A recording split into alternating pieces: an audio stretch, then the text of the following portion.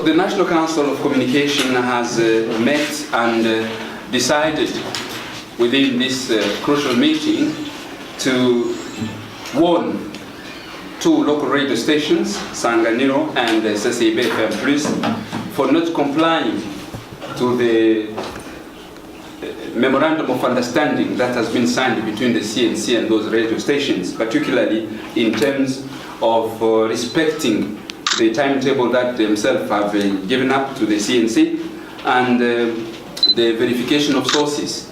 So we warn them, in case they continue doing this kind of shortcomings, the CNC will take a decision according to the regulation of media in Burundi. But the international radio station, RFI, Radio France Internationale, is also warned for also not respecting the guidelines of the media, particularly in broadcasting some information which our service of monitoring here discovered that they were one-sided, and also discrediting the institution of Burundi by announcing, for example, in one of its content that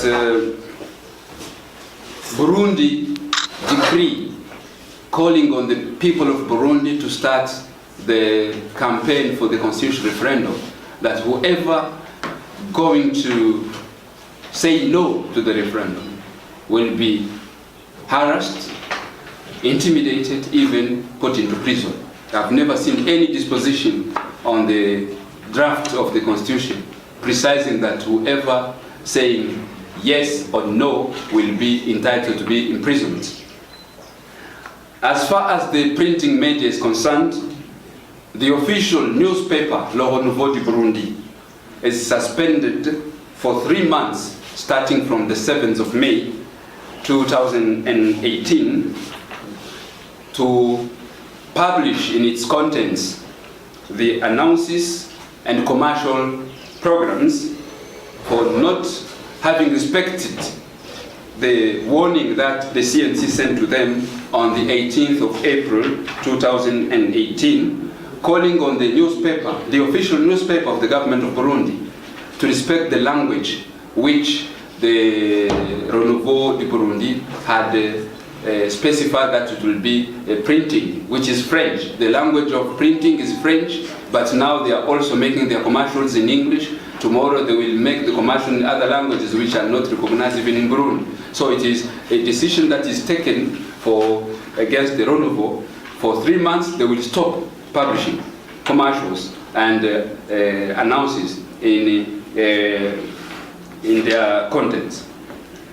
The international radio stations of the BBC World Service and the VOA, Voice of America, are also suspended for broadcasting on the whole territory of Burundi for 6 months, also starting from the 7th of May 2018, just because of their shortcomings in respecting the bill regulating the media and also the professional skills.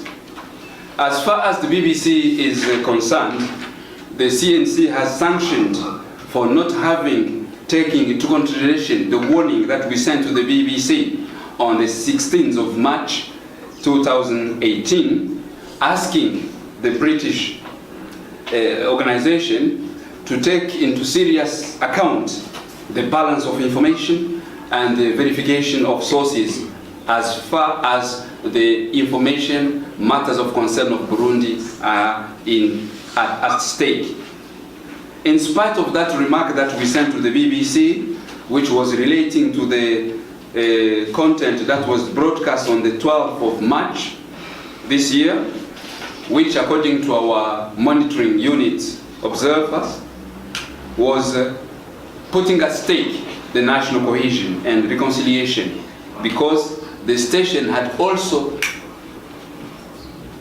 redone the mistake on the 24th of April 2018 in a program which was broadcast by BBC Afrique, which is the French-speaking Voice of BBC for Africa, where the presenter, even the interviewee, were really making very sensible statements which cannot be accepted. The way the information was taken, both by the presenter and the interviewee, was putting at stake the reputation of the heads of state, calling on Burundians to civil disobedience, and also in a way of asking Burundians to start killing each other according to the historical background of Burundi.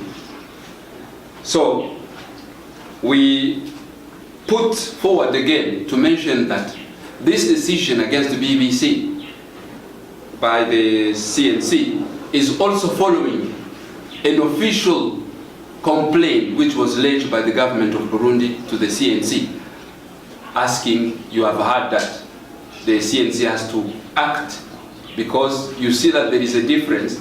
Instead of the government taking the decision, it has given the right to the CNC, which is legally entitled to take such decision. So we analyze the content of the complaint by the government of Burundi. We analyze the content given by our service of monitoring. As the conclusion, we decided that the BBC should be suspended from broadcasting on the territory of Burundi for the next 6 months. Concerning the VOA Voice of America, the radio has violated very flagrantly the law of the media here in Burundi by continuing to broadcast its content through an application of a suspended radio through the programs online. Here I'm precising it's the programs online of the VOA. If you just try to press to that local radio which was partner of the VOA, you hear the programs of the VOA. So this local radio station has been suspended since September 2017. How comes an international radio station like the VOA can accept to continue using the frequency, using the internet application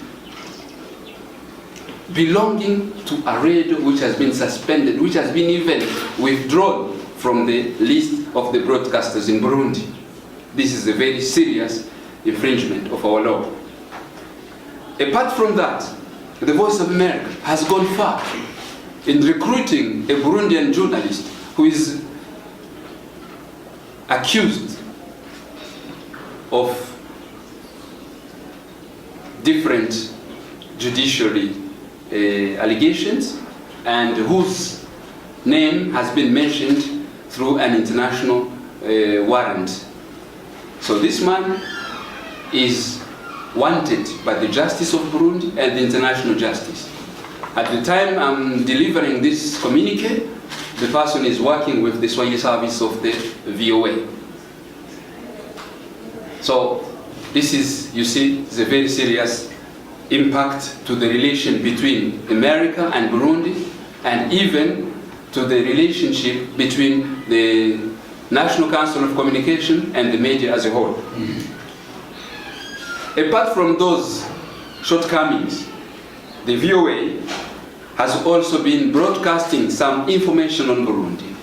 As far as we know, if you go and look back to the programs broadcast on the 4th, the 5th, the 17th, and the 26th of April 2018, those information, those news were considered by our Department of Monitoring and even by all stakeholders who were approaching the CNC that were not balanced, but also they were contrary to the rules, regulations of the profession.